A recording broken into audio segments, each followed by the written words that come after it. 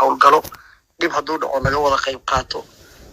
magaranaysaa marka dowladnimada iyada ah oo saa u dhisan ayuu nabigu sameeyey oo dhisay lagu u taagay sidaas uu kaga tagay Umar ibn Khattab radiyallahu anhu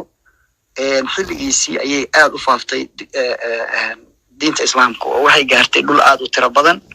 oo ilaa maaragtay jasiiratul arab oo dhan ay ku faaftay ilaa Sham ilaa Iraq inta u dhaxaysa ayay gaartay diin aad u faaftay bay noqotay dawlad bay ahayd maamusha maalka iyo siyaasadda iyo cibaadada intaba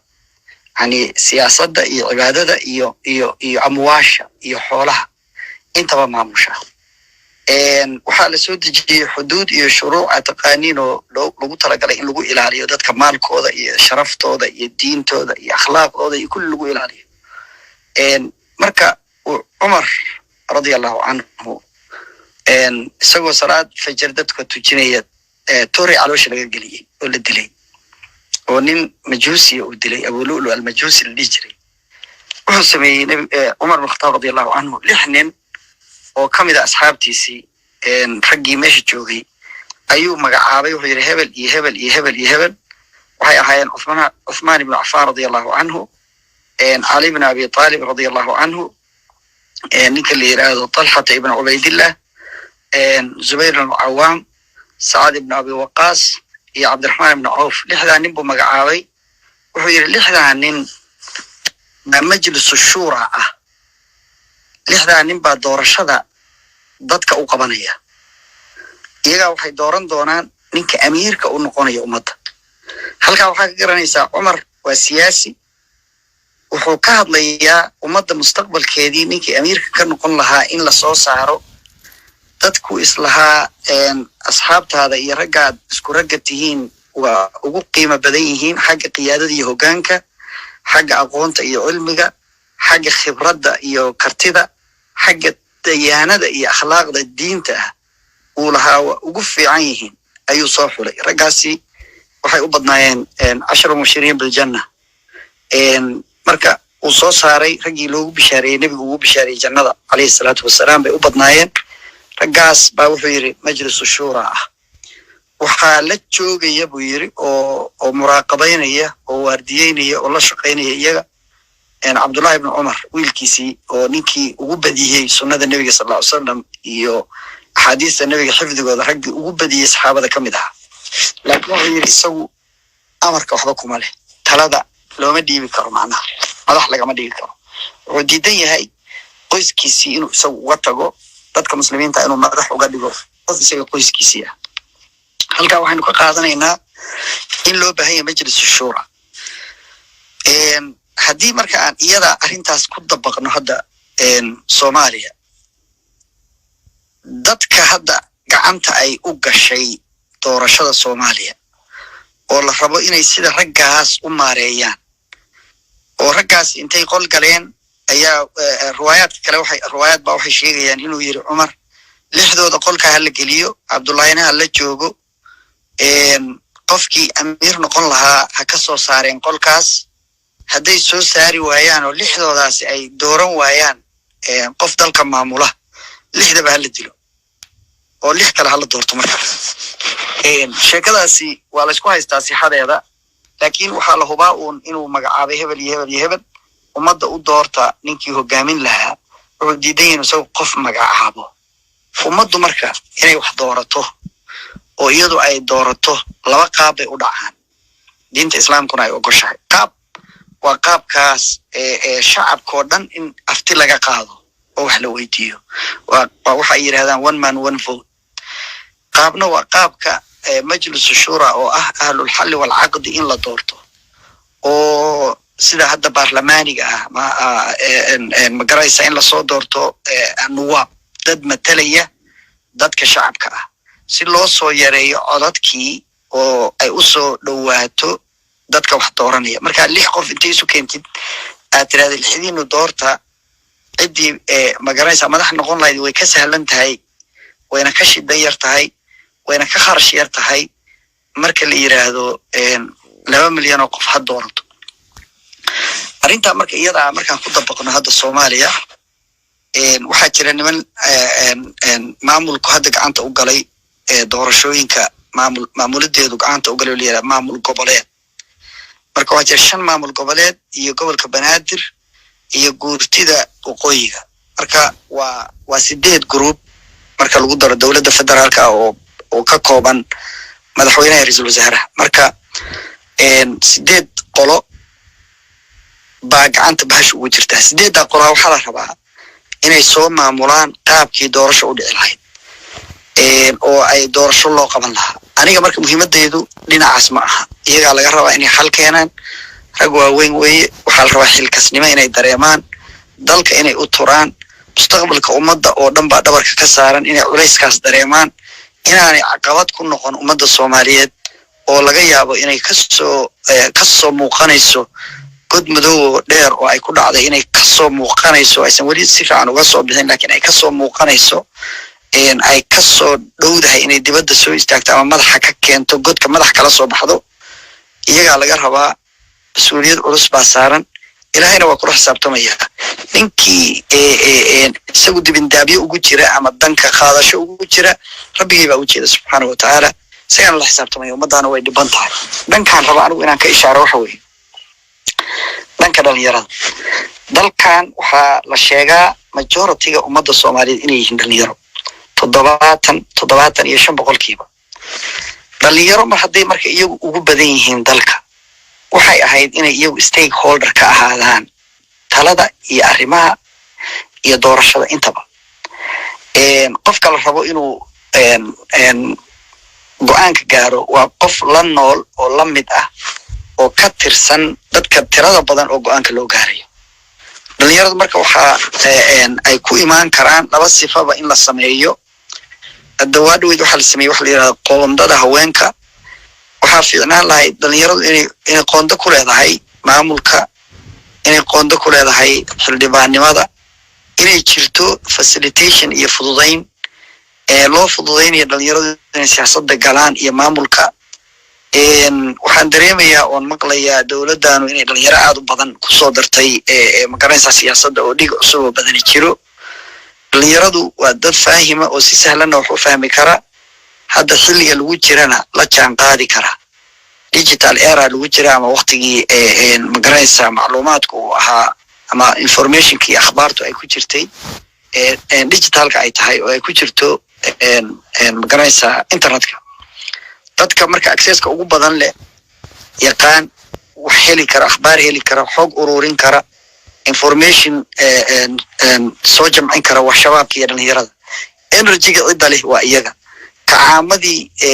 la galay kacaankii nabiga sallallahu alayhi wasallam marka kasoo bilowno tusaale ahaan iyo kacaamada adduunka ka dhaco dhan dadka fuliya oo gudbiya waa dhalinyarada. marka dhalinyaro aqoon-yahan ah oo magaranaysaa dalkoodii jecel inay gacanta bahasha u gasho, doorashadu gacanta u gasho. aniga mishinka iigu weyn oo iigu muhiimsan kaa wey. waxaan arkayaa Soomaaliya mustaqbalkeedu inuu ku jiro dhalinyaradeed. seebay marka kusoo geli karaan? I believe inay kusoo geli karaan doorasho qof iyo cod ah in dalka loo diyaariyo. anigu runtii ma arkayn doorasho dadban inay xal tahay. waxaa la yidhahdaa xal baa la biday. xal lama bidin, dan baa la biday. qolaa dan biday waa layna ku khasbayaa. waxaynu maraynaa transformation baynu maraynaa as a society. saan ognahay waxaa hadda ka jira waddankeenu la yidhahda federal governmentigu maaha federal. intiina badan oo hadda in dhegeysanaysa waxaa laga yaabaa inaad ku nooshihiin qurbaha. dalal badan oo federal system haystaan ku noolnahay. mid lamida kuma jiro kan Soomaaliya. Soomaaliya waxay u dhowdahay waxyaabaha la yiraahdo kilaliska oo ka jira Ethiopia. qaabkaas loo sameeyay. aragtidaasuna aragti Ethiopia ka timid ahayd baa la yiraahdaa asalkeeda. Soomaaliya 5 qaybood loo qaybiyo oo markaa la isku dayo in la kala madax baneeyo. fikirkaas waa fikirka imaaraadka ka jira oo imaaraadku waa imaara iyo imaara oo imaaraad isku noqday. imaarana waa dawlad maamul goboleed wey. nin baa shiikhka ama ra'iiska iyo shiikh bay u isticmaalaan, macnaheeduna waa madaxweyne. Soomaaliya marka federal government ma haysato oo federal system ah. federaalku meelaha aan joogno gobol walba iskiisa u madax bannaan yahay governor ama waxa la yiraahdo premier buu leeyahay premierku toos buu wuxuu ugu xiran yahay dowladda dhexe meel regional oo dhexe oo isaga laga xukumaa ma jirto faa'iidada iyo khasaaraha ku jirana de muxaadaro gaara in laga diyaariyo u baahan tahay gobolku isagu inuu dakhligiisa maamusho wixii uu soo urursado canshuuro iyo dadka uu lacag ka qaato iyo fiiga iyo khidmooyinka uu qabto inuu lacag ka helo lacagtaasna uu isagu isku maalgeliyo waxna uu dowladda dhexe ku kaabo baa federaal la yiraahdaa haddii isagu dhaqaale dheeraada u baahan yahayna dowladda federaalka isaga kaabto oo saas laysu ceshado baa federal system le marka regionalkan oo nin madaxweynaha uu joogo madaxweyne kale meel kale joogo la kala madax bannaan yahay ay isu arkaan iyaguna inay ka madax bannaan yihiin kuwan kale musiibada hadda Soomaaliya haysata waa dhibkaas mana aha waxaynu inagu dooranay waxaftileeno ka qaaday wax leena ka weydiiyay midna maaha inagii ayaa waxaan noqonay saami baan noqonay waxa soo baxay wax la yiraahdo saamiley saamigu waa share inagu marka waxaan noqonay share iyaguna waxay noqdeen share holders annagii baa marka waxaan nahay wax la leeyahay yaa inale dhowr nin oo iyagu magaca la baxay oo midba maalin uu ina ka iibiya cid kale oo uu dhaqaale kaga helo faa'iido kaga helo arrinta iyada marka si looga baxo dalkan waa in loo dareeriyaa one man one vote waxa la yiraahdaa ma geli karo dalku one man one vote waxaas waa iska sheeka bogas ah oo wuxuusan u geli karin iyagaan raalli ka ahayn laakiin inuusan geli karin sax maaha waad ogtihiin idinku dhalinyaraatiin waa garanaysaan printerada ID-ga sameeya oo digitalka ah a day one printer wuxuu process garayn karaa minimum couple of thousand people like 2-3,000 buu samayn karaa haddii file loo galo hal printer qofku suul baa laga qaadi karaa il baa laga qaadi karaa magaca suul hebel khalaas ID baa loo samayn karaa markii waxaga ka soo boodaya ama suulka laftigiisu ku codayn karaa yani waxaa la samayn karaa proportional voting waxa la yiraahdo ama codayn proportional oo magaalooyinka waaweyn uun la dhigo boxyo waxaa la samayn karaa hal magaalo weyn sidii Kabul oo kale laga sameeyay Afghanistan markii burburku ka dhacay wadankooda 80% waxa haystay Taliban 20% wadankii oo ay ka madax banaan Taliban baa doorasho lagu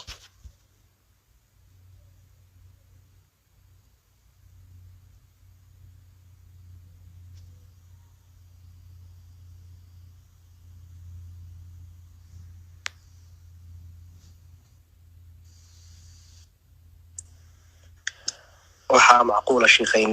kol soo galay insha Allah waxyar aan sugno see uga noqdeen aan sharaxo waxaan soo gaaray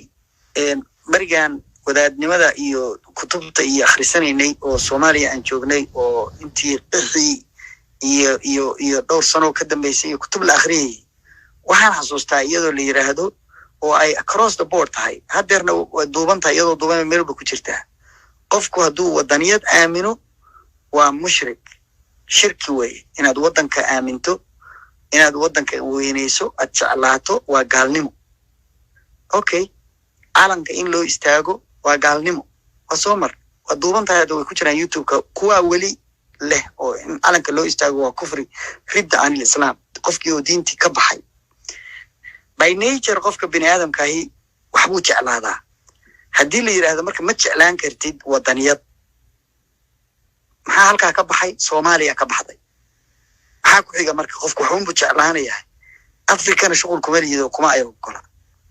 xagee maxaa ku soo haray marka tulkaaba ku soo haray reerkiin si indirect marka wadaadadu u promote gareeyeen qabyaalada waxay ka hadlayeen mar walba qabyaaladu ma fiicna oo boqolaal ajaladood iyagu aday ku jiraan meel kasta ku jiraan xigmad kasta iyo aqli kastana waa ku dareen laakiin waxaa ka khaldan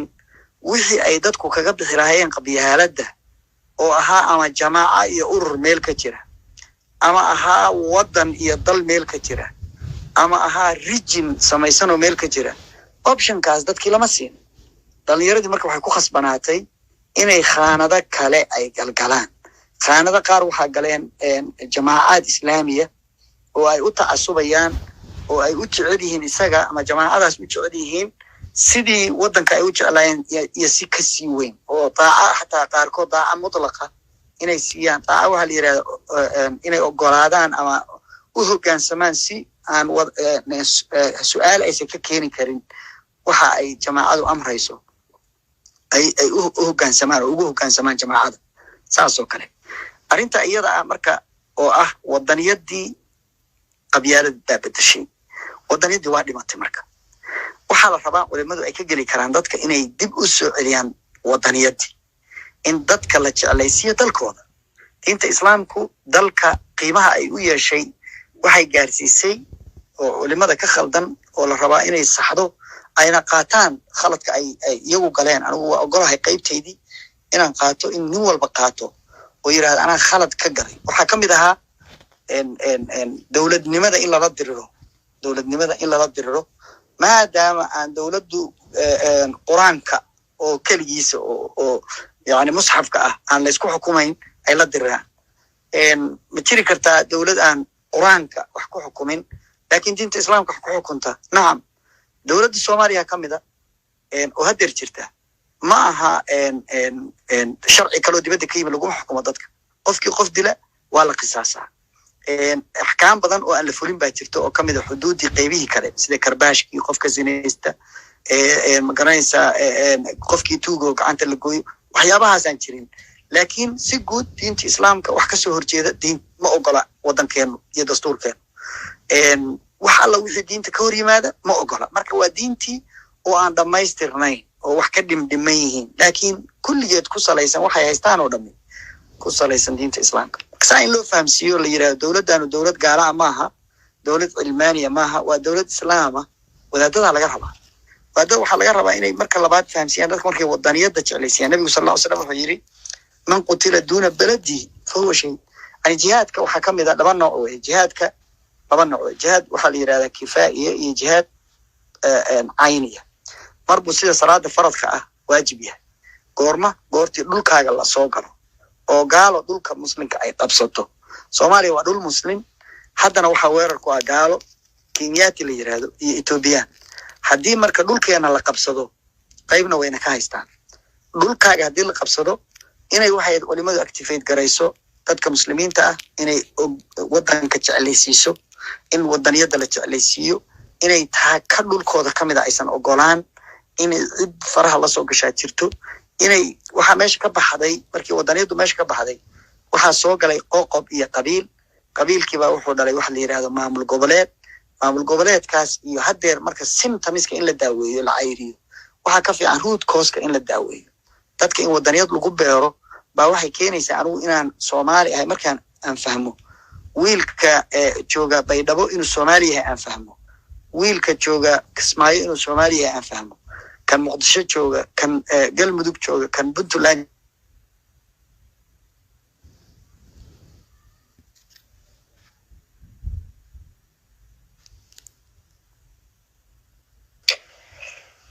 waxaa macquula shiikha in uu telefon soo galay maadaama ummadda soomaaliyeed oo dhan uu adeegayo. marka inta shiikha kasoo laabanayo qofkii raba shiikha su-aal inuu weydiiyo wuxuu noogu soo diri karaa barta twitterkan uu noogu soo diri karaa, instagram waa noogu soo diri karaa. hadhowna insha allah janis intii aan ka gaarno 5 qof ama 10 qof baan janis shiikha su-aal weydiiya hadii la idmo. marka waxaan rajeynaa shiikhu waxay ka bacdi inuu dhamayn doono muxaadarada hadii la idmo. marka wax ka imaanaysa dalka oo dhan soomaali weyn inay dadka baraan soomaali inay yihiin islaam iyo soomaali wax u dhexeey wax ka hooseeya inaysan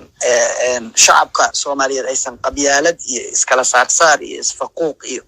qof baa qof ka fiican iyo sheekadaas inay sidaasay ku baabi'i kartaa oo keliya. qofku markuu soomaali noqdo qof kasta oo soomaaliyana uu soomaalinimo ictiraafo markaas bay waxay ka baxayaan dadka soomaaliyed wax ka baxayan waxaa la qabyaaladda lasoo hoosgeliyey federalismka oo liya 4.5 la yiraahdo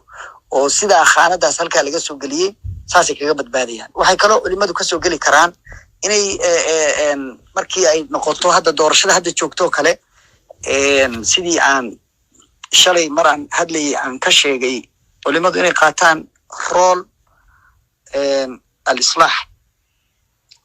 inay isu keenaan dadka hadda laysku kari la'yahay oo dadkii Soomaalida xukumay ah oo laysku kari la'yahay intay wada fariistaan in go'aan gaaraan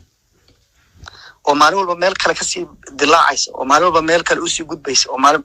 yani si wadankan uga baxo shidada uu ku jiro wadaadadu inay daawadaan sax ma wadaadadu ay marti ka ahaadaan sax ma ummaday ka mid yihiin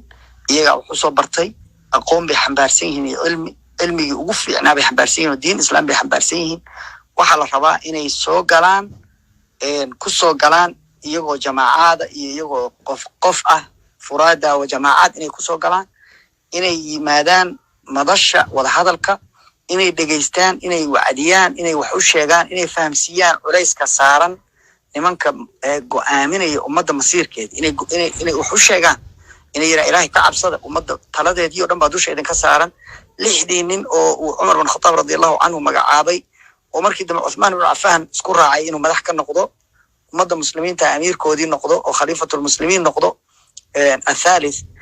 isku raacay ayaad maanta booskoodii fadhidaan hadda dalkan badbaadin weydaan oo ay dibadda lagaga yimaado la dhaco idinka ka mas'uul marka culimadu waxay ka gali karaan dhinaca ficilna way u gali karaan codna way ku gali karaan oo dadkana inay wacyi geliyaan qabyaalada ka saaraan wadaniyada ay muujiyaan oo kordhiyaan oo kobciyaan oo dadka ay qalbigooda ku beeraan wadaniyada meeshay u sheegi jireen in calanka la jeclaado iyo in wadanka la jeclaado waa shirki ay yiraahdaan waa tawxiid wal xaq hada sida xaq ayna saawi dalkaaga inaad jeclaatid oo ilaashatid waa diin way iimaankay ka mid tahay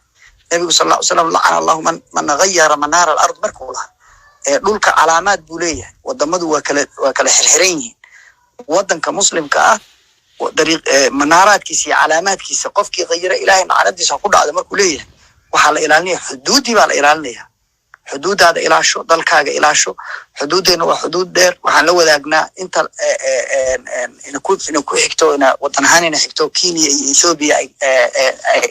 bayna xiga iyo dhinacaano baddu ina ka xigto inaan fahanno oo marka wadaadadu inay dadka wacyi geliyaan number 1 number 2 inay si ficil u soo galaan oo ay la shaqeeyaan oo dawladaha aysan mucaaradina ay taageeraan dawladnimadu waa wax la isu keenayo yar taageer ninkan ma aha muhiimadu jooga markaas waa systemka markasto horumar muuqdo inay wadaadadu si positive uga hadlaan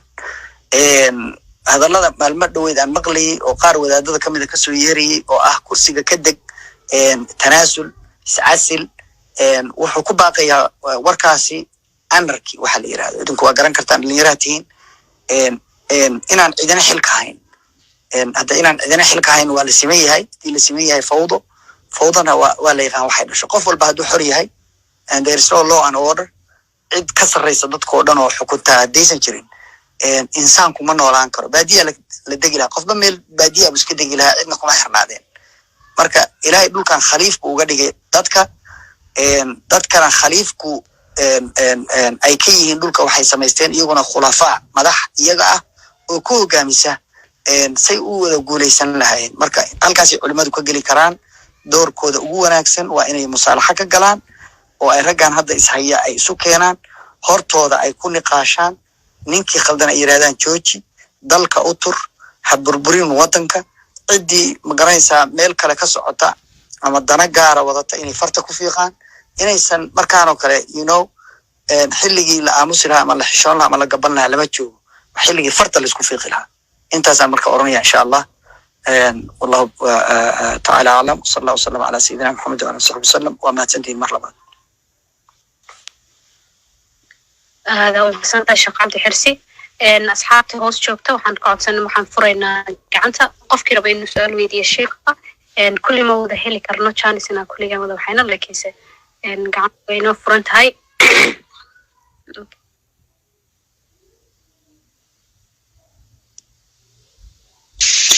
الشيخ مادام وقتيسو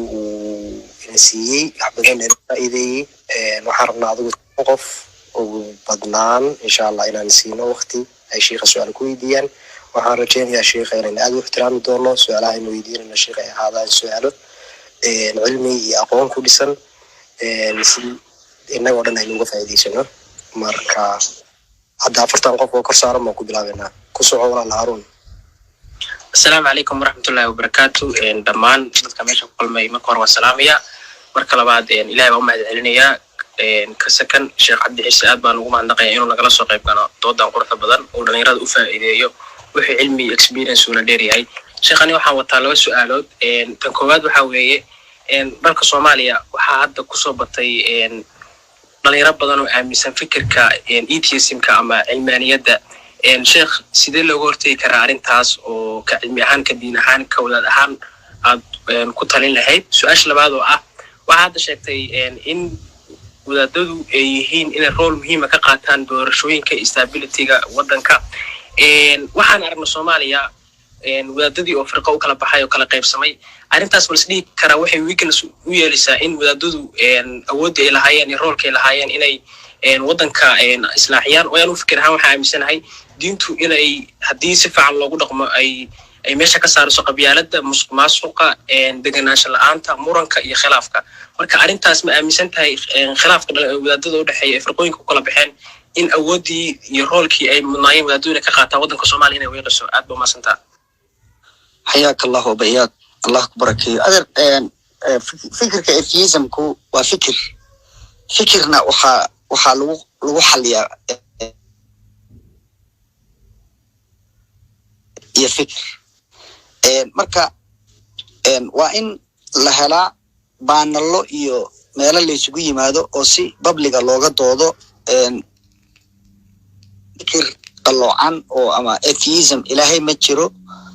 si sahlan baa loo bushin karaa. yani adduunku iskama socdo. marka waa soo koobayaa fikir baa laga horgeeyaa, waa la qanciyaa, waxaa la tusaa xujaj iyo daliil inuu ilaahay jiro caddaynaya, waana millions. taas halkaasaan uga gudbayaa. ta labaad wadaadadu ummadday ka mid yihiin, ummadduna mar walba afkaarta waa lagu kala duwanaan karaa, lakin waxa laga midaysan yahay baa jira. dalka waa in laga midoobaa dantiisa iyo waddanka dantiisa guud waa in laga midoobaa. waa in laga midoobaa mustaqbalka ummadda. halka haddii laisla fahmo oo gaayadaas laisla fahmo, afkaar kala duwanaanta iyo qaabkii loo mari lahaa in lagu kala duwanaado inta badan waa healthy, mushkilo ma keento, waa laisla fahmaya. aakhirka waxun baa laisla geynayaa. ma dhimaysaa awooddoodii iyo misdaaqiyadoodii ama kalsoonidii lagu qabi lahaa? nacam, way dhibaysaa. haddii khilaafkoodu uu banaanka usoo baxo way dhibaysaa, waxbayna yeelaysaa. laakiin waxay ku fiican tahay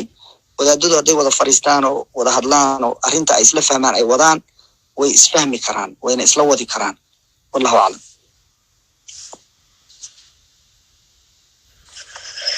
جزاك الله شيخ. الله أكبركيو سيفي عمال نوجوتي نمكن واحد isbedel lagu sameeyo fikirkooda iyo caqligooda iyo maankooda la koriyo. laakiin su-aal baan wataa. su-aashaas waxay tahay sheekh, horta culimadii Soomaaliya waxay tirahdaa ay iscunaysaa waraabe iskama celiso. doorkii culimaduna wuu maqan yahay. culimadii laftoodii baa iyagii isku dhex maqan oo ninba dariiqu wataa, ninkani ka kale wuxuu ku tilmaamaya inuu isagu magaranaysaa uu dariiqadii saxda haysto. soo markaa miyayna fiicneen in culimadu intay dib iskugu noqoto ay iyagu tooda xal ka soo gaaraan kadibna Soomaaliyeed ay soo gudbaan? ana ka wax. Assalaamu calaykum. السلام ورحمة الله. أدر waa sax. dood wanaagsan weeye in wadaadadu iyagu hortaba ay sagaajiyaan intaysan cid hagaajin. kolleyda burburkaa dhacay unbay qeyb ka yihiin. waxaan jirin organization. waddankiibaa burburay, wax walba waxaa laga soo bilaabay eber. marka waxaa jira afkaar laysku khilaafsan yahay, laakiin waxaad moodaa waa iyadan dambe in la bislaanayo. mar waxaa jirtay aan xataa laysa salaami jirin, salaada aan laysku xiran jirin, gaal laysu yaqaanay, laakiin way kasoo fiicnaatay arrintu halkaa. hadda waa la wada shaqeeyaa, asxaab baa la wada yahay, waa la wada tukadaa, waa saaxiibbaa la wada yahay, waa lays ixtiraamaa. fikirka waa laysku khilaafi karaa, masala kaa khaldan ama adigay kaa khaldan tahay, that's fine. madaahibta fiqiga oo aynu naqaan oo madaahib al-arbaca ay ka mid yihiin, waxay ku dhisan yihiin waa fikir iskhilaafsan. waana dad arday iyo macallimiin isu ahaa. mathalan imaam shaafici, maalikna arday buu u ahaa, abu xaniifana arday buu u ahaa, axmed ibnu xamalna macallin buu u ahaa. afartaa nin oo ninkaas dhexe uu isku xiro oo labana ay macallimiintiisii tahay nina uu ardaygiisii yahay afartan afar madhabadood bay kala leeyihiin marka afkaarta waa lagu kala duwanaan karaa laakiin inay maaragtay iyagu horta ay midoobaan oo ay fikir intay isla qaataan majmac sameeyaan oo majmac weliba aan ahayn diin keliya majmac diin iyo siyaasad labadaba ka hadla inkastoo laygu yiri hadda waxaa ka samaysan ururka culimada ayaa wuxuu ka jiraa magaalada muqdisho in la ballaariyo oo magaalooyinka kale iyo gobolada kale iyo hadda sida ay soomaalida u qaybiyeen culimada joogto waaweyn lagaga soo daro oo majmac weyn la sameeyo oo majmacaasi uu isagu iswaafaqo kadibna uu tala bixiyo waxay keeni lahayd awood bay keeni lahayd ummadda soomaalida waa dad ahludiina oo diinta jecel iyo dadkeeda marka ixtiraam bay ka heli lahayen xataa siyaasiyiintu way ka dambeeyaan oo culimada way ixtiraamaan marka way heli lahaayeen misdaaqiyad bay heli lahayen marka warkaagu waa sax dhinacaas laakiin fikirka in lagu kala duwanaado waa iska healthy inta badan wallahu aclam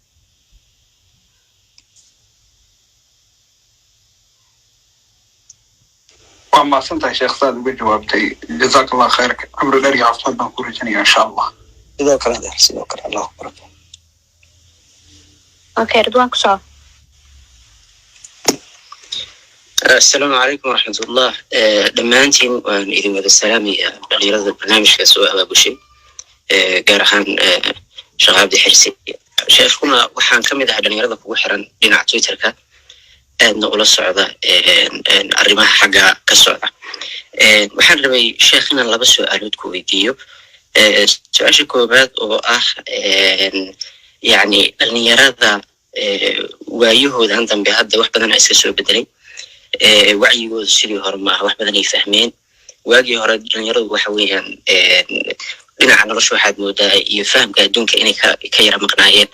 laakiin isku furnaanshihii isku furmay adduunka iyo internetkana wuxuu sahlay inay adduunka la jaan qaadi karaan marka maxaa loo waayay culummo dhinaca diintana howlahoodii ka wada dhinacan kalena dhalinyaradii ku wacyigeliya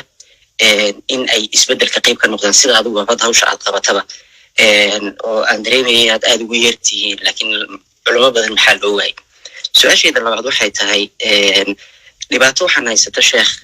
maxaa iga galay la dhaho qof kasta oo soomaaliya marka aad si hoose ula sheekaysato hadalkiisa waxaad ka dhadhansanaysaa maxaa iga galay iyo maxaan keliya qaban karaa iyo far keliya foolma dhacdo caadiyanna fikirka positiveka ah oo dadka lagu baahiyo wax weyn buu qaban karaa dadku inta badan geerida iyo dadka dhintay iyo howlahaasay maaragtay aad uga hadlaan qof baa la dilay qof baa la sameeyay ilaahina quraankiisa wuxuu yiri sheekna waa tahay alfitnatu ashaddu min alqatl in fitnadu iyo dhibaatooyinka dadka dhexdooda laga sameeyaa ay dhimashada ay ka daran tahay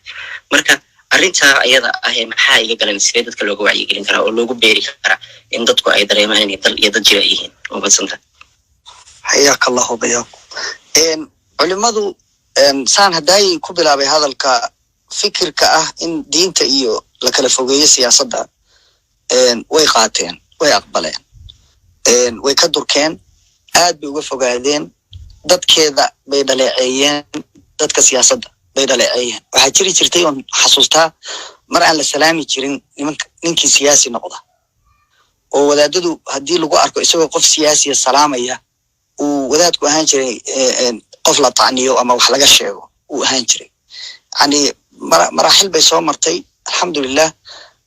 ma fogeyn aniga hadda markii aan bilaabay inaan ka hadadlo arrimaha siyaasadda 2012 bay ahayd waqti aad u fog ma ahayn 9 sana laga jooga in badan baa la ii naseexeeyey oo wadaado badani oo saxaabtayda oo aan isjecelnahay igu yiraahdeen ha gelin arrimaha faraha la gelin bahasha ha ka hadlin waxba ha ku darsan yani marka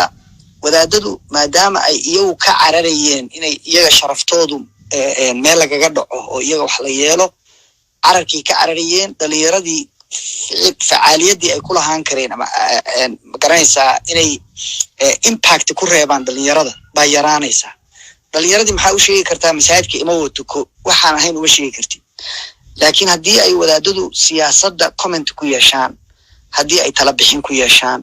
haddii ayba actively usoo galaan oo ay laba shaqeeyaan siyaasiyiinta iyo siyaasadda dadka ku jira ay la shaqeeyaan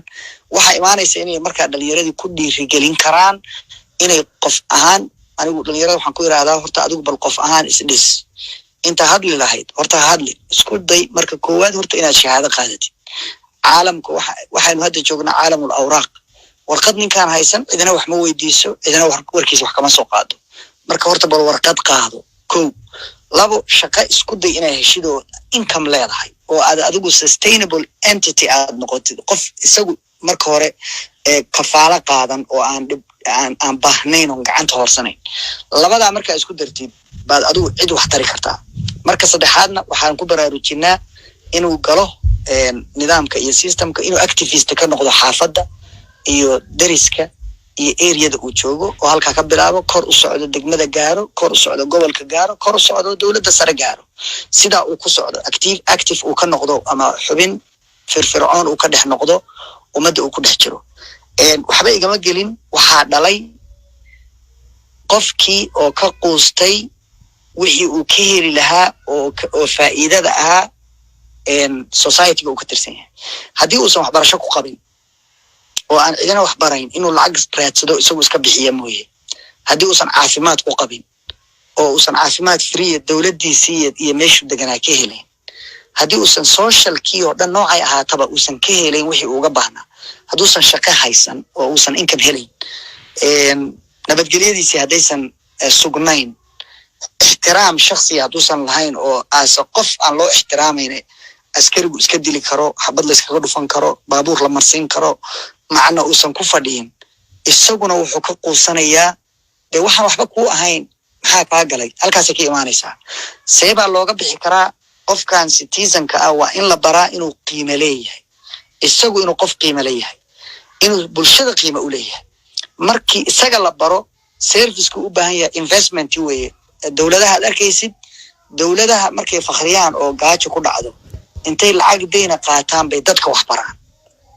dadka inaad wax bartid oo cilmi bartid waa investment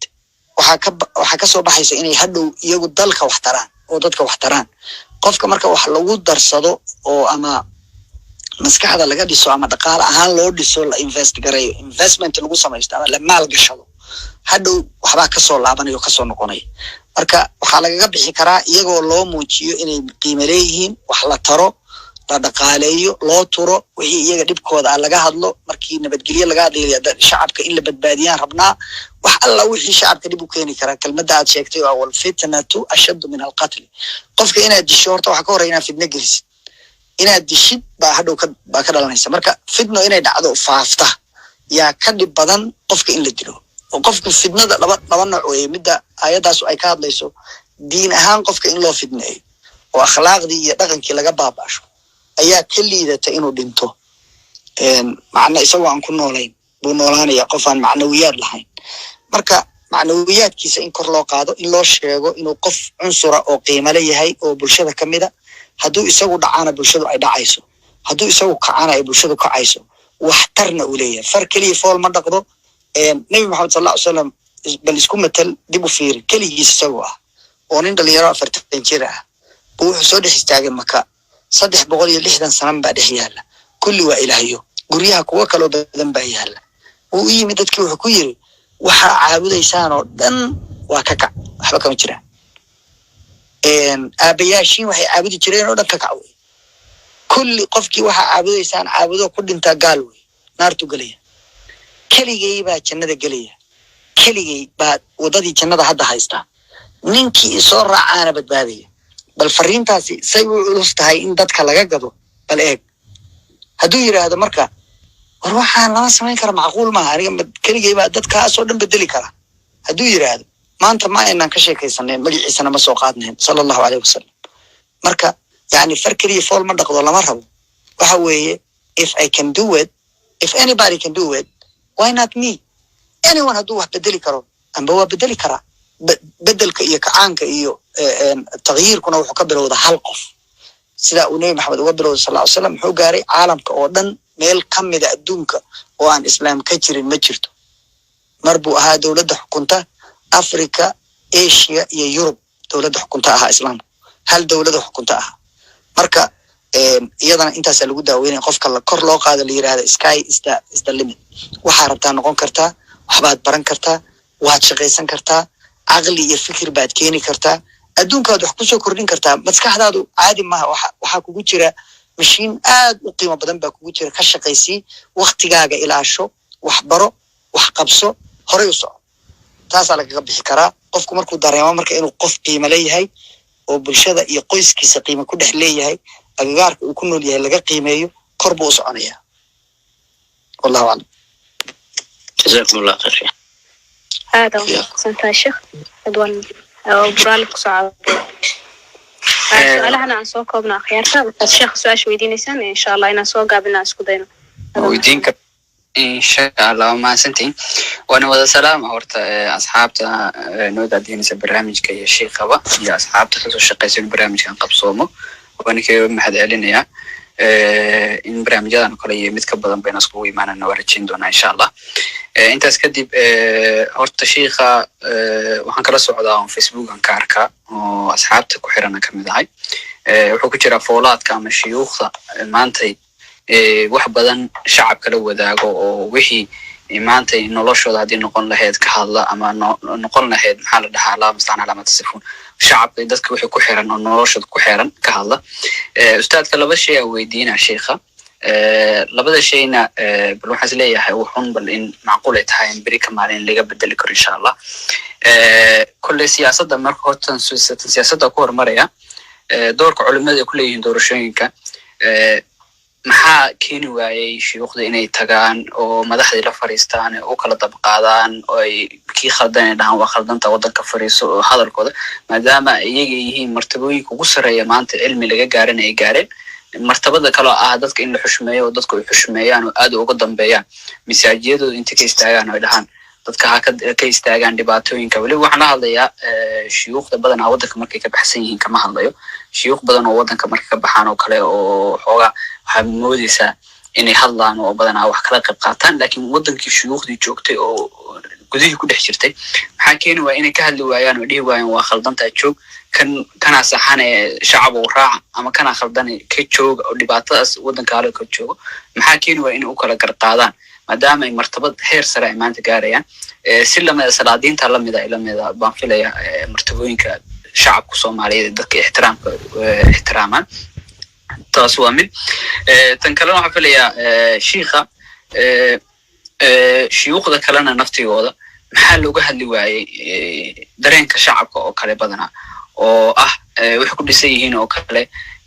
dadkii dhibaatada haysato oo kale abaaraha oo kale maxaa la dhahaa sicid bararka oo kale dadka oo baaba'ay oo kale shuyuukhda inay soo istaagaan oo ay hadlaan oo ay si gacan xoogan ay ka geystaan oo u garab istaagaan dadkaas sida baahida iyo dhibaatada iyo sicir bararka uga bixi lahaayeen naftigooda sheegi waayeen oo dawladdu ay ku dhaliili waayeen oo dhihi waayeen tanaa khaldan ee ka jooga iyo tanaa khaldan ee tanaa saxan ee raaca saas loo kala sooco maxaa keeni waaye waana ka baxay waa mahadsantihiin mar labaadna waan iiga mahad celinaya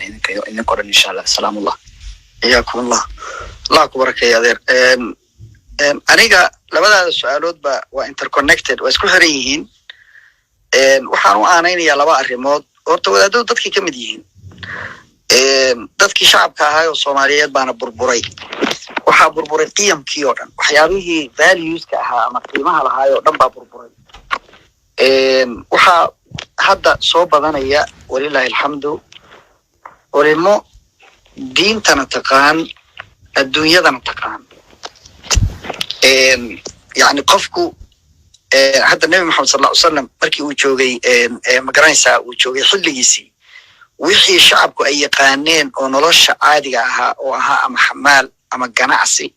ama xoola raac wuxuu ahaa professional buu ahaa nin yaqaan buu ahaa diintiiba ugu darantay dagaaladii iyo wixii meesha ka jiray iyo xuruubtii iyo kulli yani nin ka dhisan buu ahaa oo fahamsan oo systemkii garanaya marka qofku markuu labada dhinac oo ka dhisan yahay maadiga iyo diiniga uu ka dhisan yahay waxaa laga yaabaa wax badan oo u muuqda ama uu arkayo ama uu dareemayo shucuurayo inaan wadaadadu wada dareemin marka hadda way soo badanayaan wadaado shahaadooyin maadiyo fiican haysta culum tiro badan oo maadiya bartay they tahay philosophy history whatever it is maaragtay business management and administration and magaraha civil iyagoo dhan ama kuwii science-ka bartay ay hadda kusoo badanayaan arrintaasi waa rajo fiican laakiin waxaan u aanaynayaa si guud waa la iska burburay wadaadku waa burburay dadka burburay buu ka mid yahay waxaa laga yaabaa inuuba dhaafila yahay hawshiisii shakhsiga ahayd iyo gurigiisii iyo masaajidkiisiiba inuu dhaafila iyo tabartiisuba ay limited tahay marmar uu mikrofon ka hadlo oo hadalka waa yaqaanin maxaa yeelay waa shaqadoodu waa hadal marka qofku markuu xirfadiisu ay hadal tahay hadalka wuu baranayaa kelmadda wuu helayaa xigmadda wuu markii horena alla siiyey kadibna uu sii bartay oo practice ku qaatay wuxuu noqonayaa qof hadal weyn oo qiimo leh ka soo baxo badanaana dadka isku xirila labadaas oo dowladda iyo shacabka wadaadada ay isugu xirmi la'dahay waxay u badan yihiin wadaadada cilmiga diiniga kaliya bartay oo xataa isaga laftigiisa aan si magaranaysaa munadam ah aan u baran si munadam ah waxaan ka wadaa madaaristii iyo iskuulka aan ka dhiganay meelaha ku akhristay laakiin aad bay hadda ugu jiraan kolley kuwa dalka joogay kuwa dibadda joogaba commentaryna way sameeyaan ciladaha dowladdu ay leedahay inay sheegaanna wadaadada waxaa hortaagan taxadiyaad aad u tiro badan marka koowaad ma rabaan buuq iyo qayle inay kiciyaan marka labaad qaarkood dadka shacabka iyaga ku xiran oo inta ardayda u ah iyo xertooda baan rabin oo taxadi ku ah iyo shido hortaagan caqabad hortaagan marka saddexaad waxaa jira niman siyaasiyiin oo hadda waxaa soo baxay xoog yeeshay oo aan laba challenge garayn karin oo qofka wadaadka ah oo hadal soo qaada dhankooda ku aadan markiiba reaction ka bixinaya ah negative ay dhici karto in la xiro ama la cayrsho ama la diloba ay dhici karto marka wadaadku waa bini aadam inta bini aadam leeyahay busna leeyahay shidadu dareemaya culays buu dareemaya waxaa laga yaabaa pressure badan inuu saaran yahay uusan ka hadli karin waxyaabo badan oo ku xeeran laakiin intaasoo dhan oo jirta eedda ugu weyn waxaan saarayaa looma baahna baqdin xilligan oo kale xilligaanu xilli la sugi karo maaha dowladaydu iyo dalkaygu ma sugi karo inta ay marxaladdu isbedelayso haddaanan anugu isbedelka abuurinna way adkaanaysaa marka cilada ugu weyn waxa weeye wadaadadu inaanay ogeyn in badan oo ka mid yihiin awoodda ay leeyihiin inayna u muuqan xooggiisa maroodiga alla ma tuso wax saasa soomaali mahmaha jiri jirtay marka awoodda ay leeyihiin oo ah shacabku inay iyaga quluubta kaga xiran yihiin inay dhalinyaradu hadday arkaan wadaadkii hogaamin magaranaysaa iyaga meeshii la rabay inay qiyaadada qayb ka noqdaan haddaanayba iyagu wada noqon bay raciyad noqdeen iyagii oo raciyad ah baa raciyad loo yahay marka iyagii oo follower ah baa dadkiina follower u yihiin mushkiladaasaa dhacday firaaqaasna waxaa ka faa'iidaystay niman siyaasiyiina oo qaarkood ay by nature u samaysan yihiin inay dictator yihiin aryaa hadla aryaa juuq dhaha marka waan ogahay culays badan baa jira hase ahaatee waa inay wadaadadu wuxuun sameeyaan xataa si guud intay isugu xirmaan haddii ay wadaadadu soo saaraan maqaalaad iyo qoraallo iyo wacyigelin iyo hadallo iyo magaranaysaa ay meeshaan haddii culays ka jiro meel kale ka qaban karaan warkii ka qaban karaan kana sheegi karaan mid qof kalaa ka hadli kara dibadda kuwa jooga hadli kara marka yes wadaadadu shaqadoodii way dhiman tahay waana maqan tahay laakiin waxaa ii muuqata soo dhowaan iyo soo fiicnaan wallahu aclam هذا هو سنتهاي عبد الرحمن كسعود أصحابنا وحنكون بقادين يعني أنا سؤال شو صار قابلنا إن شاء الله عبد الرحمن. السلام عليكم وما سنتين وين سلام يا سعيد يا محمد يا بلقيسة سوك على الشيخ سلام يا الله.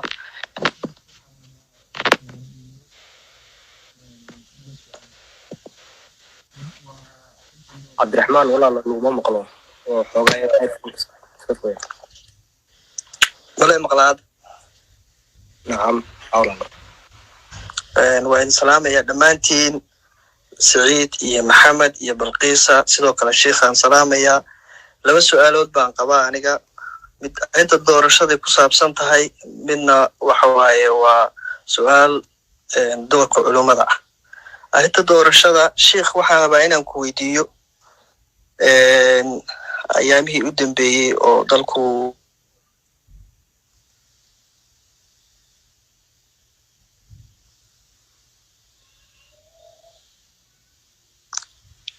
عبد الرحمن ما مغلى مرينين عبد الرحمن اوكي cabdiraxmaan shaafici ku soo بسم الله الرحمن الرحيم السلام عليكم ورحمة الله وبركاته marka ugu horeysa aad baan u salaamayaa runtii walaalaha balqiis maxamed iyo siciid oo hawshan runtii soo abaabulay sidoo kalena waxaan salaamayaa sheekhayga sheekh cabdi xirsi runtii oo aan sida asxaabta kale hore u sheegay aan ka mid ahay dadka shacabka Soomaaliyeed dhalinyarada gaar ahaan ee kala socda baraha bulshada oo aad runtii u taageera aragtidiisa iyo fikirkiisa iyo sida maaragtay u cabiro arrimaha muhiimka ah ee bulshada Soomaaliyeed taabanaya marka sheekha runtii aad baan ugu mahadcelinayaa oo fursada ugu faa'iideysanaya aniga anoo soo koobay runtii asxaabta kalena rabaa fursad si hal su'aal baan rabaa inaan sheekha weydiiyo su'aasha kale waa wax yar weeyadana waa ku raacsan lahaa oo inkastoo ay tahay out of topic su'aasha koowaad waxa waaye sheekh waxaan rabay inaan ku weydiiyo khudbadda jimcaha culimadeenu ay jeediso Soomaaliyeed waxaa loogu talagalay diiniyan sidaan qiyaasayo wax aad diinta uma aqaanin laakiin wax badan waa iga iftiinsan yihiin jeclahay in looga hadlo wixii bulshada saameyn ku leh maalintaas ama waqtigaas ama waayahaas taagan tusaale ahaan hadda arrinta doorashada kale waa arrin saameyn ku leh noloshii dadka Soomaaliyeed sida ay u cakiran tahay waa ujeedaa si walba xaaladdeedu ha ahaato xataa waa ujeedaa meesha ay gaartay oo mudaaharadii la diiday iyo waxyaalo noocaas fara badan saameyn bay ku yeelatay dalka oo dhan gees to gees waddanku waa taagan yahay wax dhaqaaqaya male arrinta noocaasa in ayadoo saameynta noocaas leh bulshada Soomaaliyeed saameyn u leh masiir ku xiran yahay in culimadeenu aysan haba yaraatee khudbadaha xataa aysan ku xusan oo aan lagu soo qaadan oo ayada kaliya ma ahane wax walba bulshada saameyn u leh aan khudbadda jimcada lagu xusin oo aan lagu soo qaadan oo aad ogtahay in nin mas'uul ah gudoomiyihii gobolka Mudug Galkayo iyo asaga iyo culimada wax kala qabsaday arrintii arrimaha noocaas markuu soo qaaday waay culimadeena Soomaaliyeed anoo hadda adiga ku jaaj gareenin inaa ayagoo dhan mas'uul ka tahay laakiin aanu fikirkaaga rabna inaan macnaheedii ogaano way culimadeena Soomaaliyeed arrimaha noocaas oo kala gaar ahaan khudbadda jimcaha ay ummadda uga faa'iideen laayi tusaale ahaan anu meelo badan baan ku arkay culimada kala duwan ee muslimiinta ah way ku soo qaataan khudbadaha ayagoo cidna uga abayeelin oo madaxda markaas meesha joogta aan yeelinin way ka hadlaan waxyaalaha nolosha ummadda saameynaya tusaale ahaan haddeer Soomaaliya marka lagaba soo tago gaar ahaan Puntland waxa dhacday in arrimaha sicir bararka kale meel xasaasi ay gaareen nolosha dadka ay aad maartay khatar u gashay culimadeeni gaar ahaan culimada Soomaaliyeed marka laga soo tago gaar ahaan ku wareeg Puntland kama hadlin wax kama dhihin ina isma weydiinin marka taas waa mid guud oo arrintaas ku saabsan mid la waxa waaye oo isla ayada raacsan oo rabaayadana wixii aragtidaada inay ka dhibatid arrinta xagga amniga ku saabsan oo kale tusaale ahaan waa aragtay waddankeena amnigu sida uu yahay maalin talabari shalay yahay qarxi ka dhacay shawaawgeed kiim wixii ka dhacay maalin shawaawgeed arrimaha noocaas oo dhan oo xagga amniga ku saabsan oo la rabo in laga hadlo oo dadka lagu wacyigeliyo in ama dawladda ha noqoto ama maamulada ha noqotee lagu garab siiyo in la garab istaago culimaduna kama hadlaan waxna kama soo qaadaan marka sheekh ina su'aasha si fiican u faahfaahin filayaa way culimaduna arrimaha noocaas ugu dhiiran laayeen salaam alaykum السلام ورحمة الله وبركاته. هرتا هداينا كلمة اللي يريو أنا كجوابين باجرة ولماذا محيو يستاجوا ويدي أرمها بالشدة لما تذكوا هي سلا عبارها هي فخر هي سعر بركة هي ولماذا ويكادلا أرنتاس مركا فوقا واحد مدة exaggeration باكوتيرا سؤاشة ولماذا وي هدلان لكن سيدي لشبي وما هدلان قاربا هدلا قارنا ما هدلان mararka qaarkoodna iyadoo mushkilad jirto مثلا dagaaladan iyo qarxyadan oo ay jiraan oo ay tahay ummadda in laga hadlo amniga iyo faa'iidadiisa iyo qiimaha uu leeyahay iyo say waajib ugu tahay qof kasta inuu qaybtiisa qaato si dalku amaan u noqdo qofkii dhibaato arka uu soo warramo soo sheego ilaahay uu amray oo quraanku amray walaw radduhu ila ar-rasul wa ila ulil amri minhum la'alimahu alladhina yastanbitunahu minhum سورة النساء إلهي كشيء دتك مركي وإذا جاءهم أمر من الأمن أو الخوف أرين نبتقليو أما بقدين كسابسن هذا يصور عدو إنا لباهين أو مقرين سان دتك لبتشين لكن دتك حوش هاي اللولة تقول يعني للدراسية ولا إنا يمرك دتك وشيئان وعي جلين أمنية أيسيان وعي جلين دقالة أيسيان دولة أي لحظلان أي نقدان عنصر كمدة ومدة وفعال يعني واحتر قفك وإنه واحتريه ماشي تشوفنا وإنه سامين كليه مركز ولمتها هنا دي قرب الجو إيجي وإن هذا قيادة كسر الذي يجري وترى بدناه عن شيء يقوم بودي ما نيسارينتو مركز قاركود سجلت جيسان براروك سنين وحلو بين الدنيا إني مسا wadaadka geesaha ka joogto inay update gareeyaan inay xogta siiyaan inay u sheegaan waxa ugu muhiimsan oo maanta in laga hadlo ay tahay waxaan la joogi jiray nin sheekh oo Allah u naxariistay la dilay markii la qaxay waxaan joogay magaalada Boosaaso iyo Garowe waxaan la joogi jiray Sheekh Abdulqaadir Nuur Faarax raxmatullaahi alayhi oo nimankan Soomaalida hadda baabashay oo wadaadada asal ahaan sheegta oo dhiyada al-shabaab ay dileen waxaa dhici jirtay wadaadku aan muxaadaro rabin inaan anigu usbuucii ama labadii usbuuc muxaadaro ka keeni jiray marka isaguna wuxuu igu amri jiray orod soo diyaari muxaadarada isaguna waa jeedin jiray anna waa soo diyaarin jiray nin wuxuu haftahana aqoonna leh geesina marka idinkuna inaad qofka noocaas oo kala markaad aragtaan qof aqoon leh aan baqayn aftahana oo kelmadii dhihi kara inaad u noqotaan cawn dhalinyarada inay qaybtoodii qaadato ay muxaadaraadka soo diriyaan kutubtii soo ururiyaan masaadirtii keenaan ay yiraahdaan mawduucana loo baahan yahay ra'yigii ay keenaan qaabkii ay la habeeyaan markii uu helo marka bitaana saalixa wadaadku waa gudlanaya insha Allah ta'ala markii uu wadaadku khatar dareemo iyo baqdina aad garab istaagtaan oo aad ka difaacdaan raysa faraha iyo dhibaatada ku aad la garab istaagtaan kaakulayniyo iyo kaalmo wadaadaduna inay ka indhalaadaan mujtamaca waxa saameynaya iyadoo roob la'aan jirto rafaad jiro oo gaaja jirto hadduu wadaadku ka sheekeeyo moos in la beerto hadda mooska xagee lagu beeranayaa biyihii ballama haye looma baahna macnaha inuusan ka dhacsanayn waaqica idinkuna aad update garaysaan isaguna uu noqdo aalad la isticmaali karo oo tool fiicana idinkuna aad isticmaashaan marka wada shaqayn bay u baahan tahay wadaadkana taxadiyaadkana day idin sheegay ama caqabaadkan idin sheegay tirada badnaa baa isaga laftigiisa ku xeeran oo hor yaala baqdin ma garanaysaa xog la'aan ma garanaysaa isaga laftigiisa inaad meesha ka filaysid uusan magaarsiisan oo kafaadeediiba uusan lahayn waxyaabo badan baa jira marka in la isku qaadana maaha oo rag badan baa ka hadla hadda qadiyadii qaraxyadii Boosaaso ka dhacay wadaad Garowe joogay waa ka hadlay tan doorashooyinka rag badan baa ka hadlay oo Sheekh Daahir baa ka hadlay Boosaaso joogay waxaa ka hadlay raggii Xamar joogay oo Sheekh Ali Wajiis ay kamid ahaayeen Sheekh Bashiir Salaad baa khudbo aad u fiican oo meel walba gaartay Al-Jazeera ka jeediyay oo raggii mudaharaadiyada iyo doorashada ku jiray murashaxiinta ah ay wada fadhiyeen meesha intoodii badnaa fadhiyeen marka wadaadadu way hadla waliba si wuxuu hadlay mucjiza aad cajiib ah Ilaahay subhanahu wa ta'ala xifdiyo Sheekh Bashiir Salaad marka waa la hadlaa laakiin sidii ay rabteen iyo sidii la rabay ma gaarsiisna dhanka amnigana waxaa la rabaa inay wadaadadu ay dadka ka baraarujiyaan in nabadda la ilaashado dhalinyaradana laga ilaaliyo dhalinyaradana haddaan la jihayn waa quwad diyaara haddaan lagu jihayn meel toosa oo fiican balaa jihaynaysa oo waxaan qoryaha wata oo dadka leynaya waa dhalinyaradeenii wey oo waddada laga lumiyey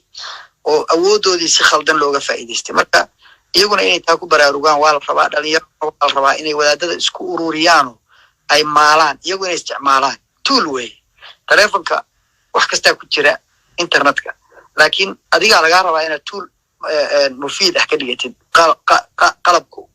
ku faa'iideynaya wax ku yeelay inaad ka dhigatid marka intaasan oranaya insha Allah wallahu a'lam aad u mahadsan sheekh asxaabtu waxaan u sheegayaa sheekh waqtigii uu nasiiyay hal saac bay ahayd haddana wax badan baa dhaafay marka su'aalaheena aan soo koobno si aan kulligeena aan jawaab aan wada helno mikrofoonka la wada taabanayaan laakiin Cabdiqaasim hadduu joogo isaan ku xijinaya markaa ka bacdin Cabdiqaasim gabdhahana ku dar ramlan ku hormarnaya gabdhaha maadaama aan wali codkooda maqalin ramla ku soo cabaa السلام عليكم أصحابتي إيو الشيخ دمان وإذن سلامي anigoo waqtigana ilaalinayo jaaniskana dadka kale siinayo insha Allah hal su'aal unbaa weydiinaya sheekha su-aashaas waxa waaye diinta maxay ka qabtaa dumarka siyaasadda ma geli karaan ma ka qayb qaadan karaan sida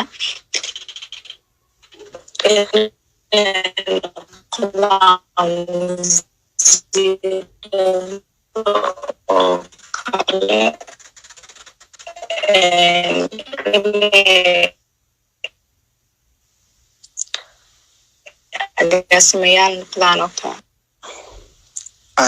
waxaan u maleeyaa in ku fahmay codka xoogaa mar buu kaa gogo'ay gabdhuhu siyaasadda ma geli karaan oo madax iyo agaasimayaal iyo wasiiro iyo ma noqon karaan saasaan u fahmay ha sheekh saasaan ka wada male maqla waxaa ku dhahay diinta maxay ka qabtaa gabdhaha siyaasadda ma ka qayb qaadan karaan oo wasiirada iyo maxaa ku dhahay ma noqon karaan iyo agaasimayaasha oo kale maxay diinta ka leedahay masala bismillah alxamdulilah wasalaatu wasalam masala dheer weeye waana adag tahay waana masalo duu shucaab ah laakiin anigu mowqifkaygu waa cad yahay muxaadarooyin aan ka jeediyana youtube-kay ku jiraan anigu waxaan aaminsanahay gabadhu inay madaxweyne ka noqon karto soomaaliya jagooyinka ka hooseeya oo dhanna ay qaban karto waxaana ku dhisay madaxweynaha soomaaliya ma aha khaliifkii ummadda guud ma aha meesha aan gabdhaha loo ogolayno culimada badankoodu aysan u ogolayn inkastoo ay jiraan qaar u ogol waa inay sida abubakar oo kale iyo cumar bin khataab radiallahu canhu oo kale inay noqoto khaliifka muslimiinta oo beecada lagula jiro oo aan la khilaafi karin ay noqoto ayay diideen qadiyadaas iyada ah marka soomaaliya mutaabaq kuma aha haddii la yidhaahdo khaliif baa laga hadlayaa nimankiina soo maray oo dhan nina qualified uma aha nina qualified kan hadda joogaa qualified uma inuu khaliif noqdo ama amiirulmu'miniin noqdo sida uusan isaguna qualified ugu ahayn baysan iyaduna ugu ahayn marka laga hadlayo dowlad yar oo soomaaliya oo kale ah ee aan laga hadlayn ummadda muslimiinta ah oo dhan inay madax ka noqoto gabadhu dowladda yartaa laga hadlayo waa loo ogol yahay waxaa culimadu isku waafaqsan yihiin inay wasiir ka noqon karto walaayada muslimiinta oo guud inay wasiir ka noqon karto marka wasiirka ummadda muslimiinta ah hadda haddii 2 billion people la yiraahdo dowlad inay isku noqoto oo muslimiinta oo dhan oo hal dowlad laga dhigo hadday gabadhu wasiir ka noqon karto wasiirku madaxweynaha buu ka hooseeyaa ay ka noqon karto dee walaayaadka yaryar oo ka hooseeya oo ay soomaaliya iyo kenya iyo etoobiya iyo tanzania iyo ay la mid yihiin waa min baabi owlaa waa nacam marka siyaasadda soomaaliya gabdhuhu waxay ka noqon karaan roolkay doonaan bay ka qaadan karaan dadka madaxweynaha marka la yiraahdo sasayana waxay isku khaldayaan madaxweyne iyo khaliif anagu ka hadli mayno madaxweynaha farmaajo boosku joogo gabar kastoo soomaaliya way qaban kartaa ra-iisul wasaaraha booskiisay qaban kartaa wasiiradoo dhan bay qaban kartaa inta ka hooseysana way qaban kartaa wallahu aclam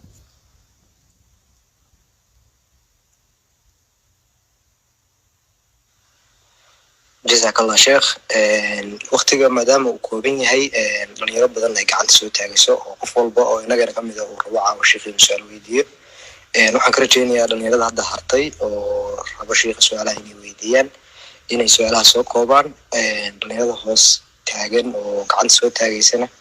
waxaan ka cudurdaaranaynaa maadaama waqtigu aada u kooban yahay inaynu sheekha madal kale ama waqti kale ballansano insha allah su-aalaha kalena aan weydiino marka hadda waxaan siinayaa walaalkay jaamac walaal su-aasha soo koob maxamed jaamacba waxaan ka hormarinayaa cabdiraxmaan uu ka go-ay anagoo ixtiraamayna jaamac waa ku xigsanaysaa insha allah cabdiraxmaan buu ka go-ay isagoo hadlaya haway cabdiraxmaan ku socod waa mahadsantahay bilqiisa waa idin salaamayaa dhammaantiin si fiican ma laga maqlaa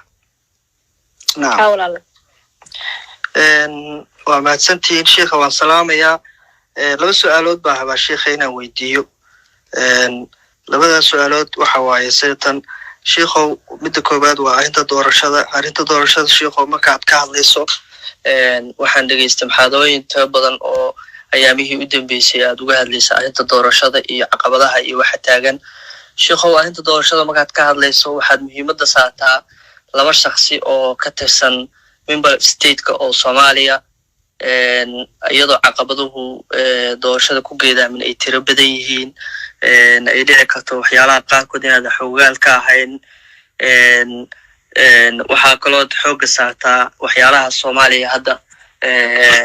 shidada uu ka jiro oo mucaaradka iyo nimankan midowga musharaxiinta iyo banaanbaxyada iyo malas dhihi karaa sheekhow waxaa tahay sheekh marka uu ka faalloonayo ama uu ka hadlayo arrimaha doorashada iyo dad si gaar u taarget garaysanayo. midda labaad waxay tahay waan soo koobayaa sheekhow waxaa Soomaaliya hadda dhibaato baan ku hayo cudurka COVID-19 oo dadkeenii iyo dalkeenii aafo weyn ku hayo. sidoo kale waxaa jirto abaar xun oo ka jirto gobolka Gado maalmihii u dambeysay dad tiro badan ay biyo la'aan iyo oon iyo haraad ay u dhinteen. weli kumaanan arkin adoo ka hadlay arrintaas. sheekh baa tahay, doorkaadi weeye. ma waxaa tahay sheekh ka faalloodo arrimaha doorashada oo shakhsiyaad gaara muhiimadda saaro, mise sheekh caama oo waxaa tahay waxyaalaha dhacdooyinka Soomaaliya ka jiro mid walba mataqaanaa kaalintiisa ama fariintiisa kusoo gudbiyo? waana mahadsanta. bismillah. qadiyadda doorashada inaan ka hadlo kolley hadda wixii dadkii badanaa hadlayay ay weydiinayeen oo ay dooda ka qabeen waxay ahayd wadaadadu maxay u aaminsan yihiin. haddii la hadlana haddii aad dacwo ka qabtaan waa mushkilo. anigu waxaan ku faraxsanay inaan ka hadlo. qofku marku aslan qofku wuxuu cabiri karaa aragtidiisa. ilaahay qofka mashiin buu siiyaa maskax la yiraahdo, iyadoo wax ku gartaa. kuma garan karo qof kale maskaxdiisa. anigu wax kuma garan karo. aragtidaada anigu ma aragtidaada adiga oo keliya unba cabiri karaa. anigu taydaan cabiri karaa. maadaama marka aanan aragtidaada cabiri karin, waxaa dhici karta inay ku qancin weydo mawqifkayga uu ku qancin waayo. hadalka hadday markaan bilaabay waxaan ku bilaabay bay kamid ahayd afkaarta in lagu kala duwanaado waa caafimaad. anigu waxaan arkayaa, waxaa laga yaabaa inaad kelmad isticmaashay inaanan xog badan hayn oo ku saabsan doorashooyinka. waxaan isleeyahay xog badan baad haysaa. waxba waqti badan baan geliyaa. madaxtooyooyinka ishaya intooda badan waa la iiga waramaa, gudahooda la iiga waramaa. waxaan ogahay waxyaabaha laysku hayo intooda badan iyo waxay ku salaysan yihiin. marka waxaan wax ku dhisaa markaan xukun gaarayo ama aan wax dejinayo aan leeyahay qofkaasaa khaldan. hadday waxaad lahaydeen wadaadadu maxay u dhaliili waayeen dowladda? markii la dhaliilana haddaad dacwo ka qabtaan ama mid xanaaqayo oo isagu uu shidoonayo waa shido. waxaan farta ku fiiqaa qofkii aan isleeyahay caqabad buu ku yahay. cidna beegsan mayo oo sabab aan u beegsadaa ma jirto. cid gaar oo aan iskaga khasbanahayna ma jirto oo aan anigu ma garanaysaa. laakiin dhexdhexaad wax la yiraahdo ma jirto. haddaa maqashay qof ku dhahaya dhexdhexaad baa la rabaa in la noqdo, wuxuu ka sheekeynaya wax impossible ah. qofku ma noqon karo absolutely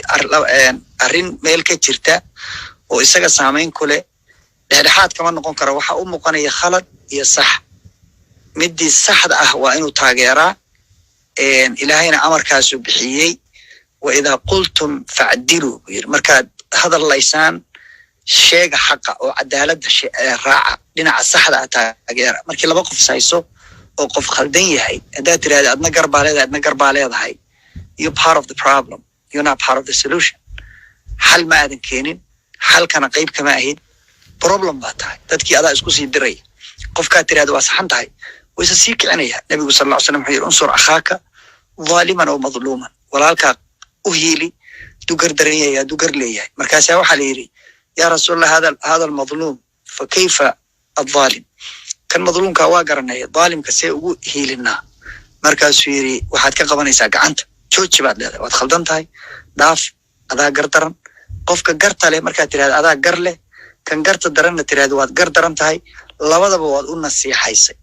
labadaba axsaan baad u samaysay, wanaag baad u fashay. ummadii guudna axsaan baad u samaysay. marka anigu meesha wax ka jiraan inaan ishaaro xaq bay igu tahay. waxa ku soo haray qadiyadda abaaraha iyo dhibaatada jirta. inta badan waxaan isku dayaa inaan saameyn yeesho oo meel walba aan qayb ka qaato. qadiyadda Gado xalay baanu ka wada hadlaynay oo u tashanaynay bal sidii aanu u geli lahayn arrimaheeda maadaama aan ku jirnay buuqaan hadda socdo oo ma garanaysaa buuqa doorashooyinka buuqa isqabqabsiga dowladnimada iyo soomaalinimadii oo runtii khatar ku jirta aniguna aan maalin dhoweyd barnaamij aan laanjigaraynayay aan ku mashquulsanaayo ahaa inaan isku dayno ciidamada boodharada jooga iyo xuduudaha iyo meelaha furimaha ah oo dagaaladu ka socdaan inay dadka Soomaaliyeed aan taakulayn iyo nidaam uga sameeyo accountkoodii raadintoodii waxaasaan ku mashquulsanaa marka chance uma helin laakiin qorshaha noo dhoweeyo xalay iyo habeen horeba waan ka wada hadalnay inaan u samayno awareness oo fadhi aan qabano waxaan kala hadalnay dowladda Soomaaliya kala hadalnay laakiin si guud wali uga maana hadlin oo public oo muuqata wallahu a'lam هذا ما سنت جامعة بنسينية. بسم الله الرحمن الرحيم. السلام عليكم دمانتين. وعن العلمية مقوات الشيخة والله شخصية واحدة كفايني. جدًا إذا قلت بدنا سوق هذه برامج كان. ثلاثة طبعا ما دام وقت الكوين أنا كل رأيه. شيخ دور شوي يمكن كهذيني. فأنا والله مركب أفضل من الجارة ودور شوي بحكمان لا يقطع. ودوين كسون مرتين هرولان كنا قرن مايو أو أحوال يوم نهاي. وحصور خلا وحلقنا لبحينها دوران دون صور خلا ولنقمية بقول يسودان شنها كانوا والباء وحلقوا دورا كروبشن بعد عاي سماس بعد عاي بكيت أنا لما صور قلين مركز دور كل مل ونوعية أي قادم كران إني بقول يسودان الشمس ولنقمية أي لا فريستان ضدك لا صبوا إنه مدة شلو قطان وواجبات كودي كذن كرا وظروفهم سومالي كسار كرا ay dadka u salaka gareeyaan maahan shuruudaha noocaas laga rabo qofka u rabtaan xilmaan laga dhigo kuwana diiniyan laga rabo qofka xil mas'uuliyadooda qaadi kara marka door noocaas oo kala ay u soo baxaan xilwaano fiican tayada inuu ku doortaan madaxweynaha ee matali kara sheekh culimadu qayb noocee ka qaadan karta in 135 nabadoon ama wada dhaqameed ama caaqil hadda si loo yaqaan lagala hadlo dadka ay gadaha noqdeen ama xilwaanada soo xuliyaan noqdeen dad quality leh on corruption ka madax banaan usoo tuli lahaayeen ee loo wacyi gelin karaa ayaa Allah adar Allah ku barakeeyo wadaadada doorkoodu waa doorkii maalintii dhaweyd garoowe ay kula qaateen shirka isimada iyo odayaasha uqaasha ay kula qaateen Sheikh Mustafa Harun iyo Sheikh Abdulnaasir Haji Ahmed hadalka ay leeyihiin culimaduna waa hadalkaasi wuxuu ahaa hadal aan cidina hadda qarin karin runtiina baal dahaba kaga qoran taariikhda labada wadaad Ilaahay subhanahu wa ta'ala xifdiyo waxay u sheegeen odayaasha inay iyagu masiirkii ummadda gacanta ku hayaan inay waajib ku tahay inay u doortaan ummadda qof qiimo leh oo ummadda ka saari kara shidada iyo dhibta ay ku jirto hadalladoodii waxaa ka mid ahaa aakhiro waa lidin weydiinayaa laaluush haddaa cuntaan haddaa laaluush qaadataan inay iyagu marka la wacyi geliyo inay nadiif noqdaan oo aysan ka danaysane ay Soomaali u daneeyaan marka koowaad marka labaad waxa la yiri qofka keentido aad dooranaysid wixii uu geysto oo dhiba oo ummadda u geysto ama wixii la rabay oo waxtar ahaa oo uu ka gaabiyo waxbaad ku leedahay oo adaa wax laga weydiinaya aakhiro marka mas'uul baa tahay raaci baa tahay kullukum mas'uulun wa kullukum raa'in wa kullukum mas'uulun an ra'iyati idinkoo dhashaqa ku jirtaan shaqadiinana waa laydinka weydiinaya wax marka mowqifka wadaadadu waa inay actively ula hawlgalaan odayaasha noqon doona guurtida ama delegate-ka soo xuli doona xildhibaanka dooran doona inay waxa weeye muxaadaraad siiyaan inay wacyigooda iyo ufuqooda kor u qaadaan inay ka shaqeeyaan inay ka hufmaan iyo corruption oo aanay dan ka qaadan oo qofka ugu lacag badan aysan dooranin ay doortaan qofka ugu qiimaha badan qofkaasuna hadhow uu isaguna markuu isaga qiimo lagu soo xulo isaga laftigiisa la wacyi geliyo waxaan ku tarin lahaa haddii aniga ay taladu gacanteeda ku jirto baarlamaanka la soo xulo inta aan doorasho iyo la geyn in loo furo dowlad islaamiya oo socota ugu yaraan bil socota oo akhlaaqda iyo aqeedada iyo diinta iyo aakhiro iyo naar iyo janno iyo ilaahay su'aalaha u dadka weydiinayo iyo miisaanka iyo si amaliya loo baro oo iyagoo diyaar ah oo ahlu diin ah oo garanaya waxa ay qabanayaan oo ay samaynayaan nimanka kursiga u tartamayo doonaya intay sidaa u eegaan qofka ugu qiimaha badan oo ay isleeyihiin dalku ugu roon yahay inuu wax taro oo dalkaanu ka badbaadin karaa. dalkeenu waa dal aad qaali u ah oo qani ah runtii meesha ilaahay inuu ku beeray meel caadiya maaha, laakiin dadkeedii inaan soo saarno dad aan caadi ahayn bay u baahan tahay. dad aan caadi ahayn bay u baahan tahay in la soo saaro, la sameeyo sunnaacu siyaasa, inay wadaadadu ka mid noqdaan oo ay dadka ay magaranaysaa dhex galaan oo dowrkaasay leeyihiin. dowrka wacyigelinta, waxbaridda, kor u qaadista ufuqa iyo aragtida, inay sameeyaan siyaasiga qiimaha leh ee dalka maamul, in iyagu sameeyaan wakaa dowrkoodii. ma qaadan doonaan, way qaadan karaan, ma qaadan doonaan ilaahay unbaa og, laakiin waan jeclahay inay qaataan, inay odayaasha iyo xildhibaanada iyo madaxda soo baxaysa kulli inay ku yeeshaan saameyn ayaa loo baahan yahay. halkaa way dowrkoodii. wallahu aclam.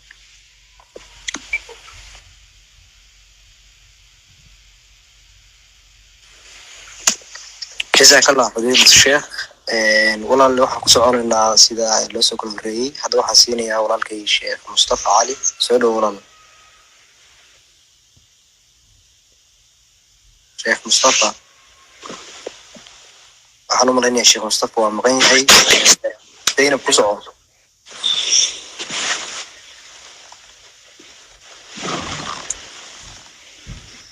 Zainab loo maqan tahay. Fawziya walaal soo dhaw. السلام عليكم ورحمة الله وبركاته. وعيد السلامي شيخ عبد الرزاق السلامي فوزية عيسى يقف كان كهاليسا شيخ عبد الرزاق شيخ ويان ما شاء الله وحان ربع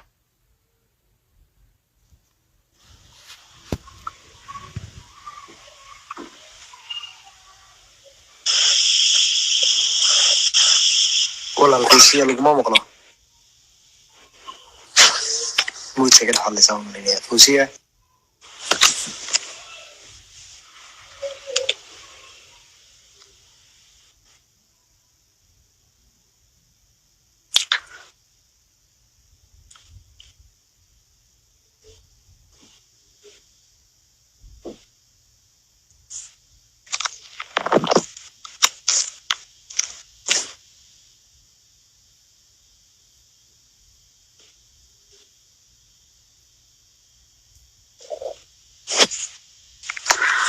anigu waxba ma maqlo marka ma la hadlayaa mise maariga mise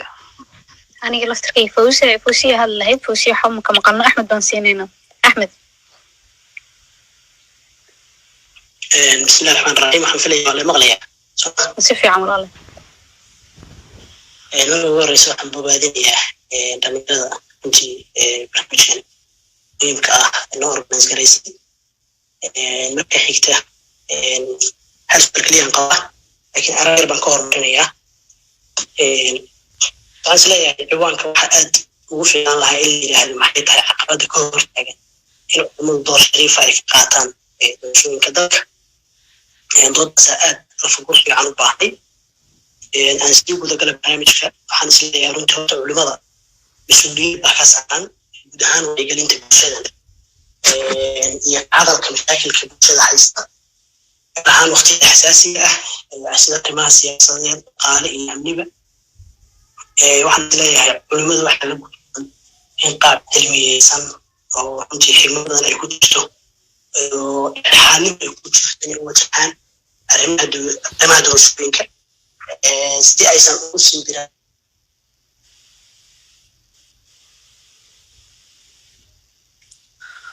uu dhacay axmed kool baa usoo dhacday malaynayaa. sheekh hadda maadaama aan marno guntii iyo gabagabadii in badanna noo faa'iidaysay jazakallah. waxaan malaynayaa qof kale oo horay su-aalka raba inuu ku weydiiyo ma jiro. ilaahay cilmigaa ku baray ha kugu anfaco annagana ha nagu anfaco intaan kaa faa'iidnay. waana mahadsantahay waqtigaaga qiimaha badan oo aad noo soo hurtay. insha allah waxaan rajeynayaa madashaan madal kale oo lamid ana in aynu ku kulmi doono oo kasii weyn haddii ilaahay idmo. barnaamijkaan soo agaasimeyna iyagana waa mahadsan yihiin. dhammaan dhallinyaradii nagala soo qayb gasheen aad bay mahadsan yihiin jazakumullahu khayr sheekh waqtigaaga qaaliga waan kaaga mahad celinaynaa mar koowaad iyo mar labaad ilaahay kaa abaalmariyo jazakallahu khayr bismillah alxamdulilah wasalaatu wasalaamu calaa rasuulillah dhalinyarada intaanan ducayn waxaan rabaa inaan idiin sheego waxaad maqashaan marar badan mustaqbalkii waa idinka hadalkaas sax maaha mustaqbalka ma ahidin xaadirkaa tihiin haddaa tihiin gacanta ku dhiga qofku waa inuu shaksiyan isdhisaa qof ahaan isu dhisaa wax bartaa aqoon yeeshaa markaad aqoon yeelatid awood baad yeelanaysaa aqoon la-aani waa iftiin la-aan adigu isdhis cilmi baro noocu doona ha ahada aqoon yeelo aqoon markaa yeelatid waxaa ku xijisaa inaad dhaqaale yeelatid oo aad income leedahay waxa inay ku soo galaan oo aad naftaada kafaalo qaadi kartid oo aadan cidna u baahnayn qofka haddii uu baahan yahay waa laga faa'iidaysan karaa waa la korrabti garayn karaa waxaa loo isticmaali karaa wax uu ka qiimo badan yahay meel hoosaa la geyn karaa marka inaad isdhistid oo labadaa dhinac iska dhistid isku day labadaa arrimood waxaa u kaalmaysataa ilaahay subxaana watacaala u kaalmayso oo qof diin leh oo shantiisa salaadood tukada oo akhlaaq wanaagsan leh noqo intaa haddaa isku darsatid mustaqbalka ma ahid waxaa tahay xaadirka adaa iskale hadda you are the current right now baad haysataa dalka adaa iskale qof walbo idinka mid yihi ma garanaysaa involved ha noqdo xaafadda iyo areada degan tahay ka bilow shaqo qabo markaad soo shaqaysatid oo personalkaaga usoo shaqaysatid